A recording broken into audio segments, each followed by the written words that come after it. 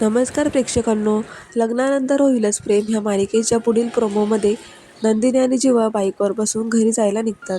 अचानक वाटेत खूप जोराचा पाऊस लागतो. ते दोघंही भिजू लागतात. मग आता बाईक साईडला लावून जीवा हा नंदिनीला खाली उतरायला लावतो. त्याच वेळेला दोघंही आता पावसाचा आनंद घेताना दिसतात. कारण अचानक नंदिनीचा पाय घसरतो आणि ती जीवाच्या मिठीतच जाते. तर सेम आता पार्थ आणि काव्या दोघंही आता गाडीत बसतात. तर गाडी त्यांची बंद पडते.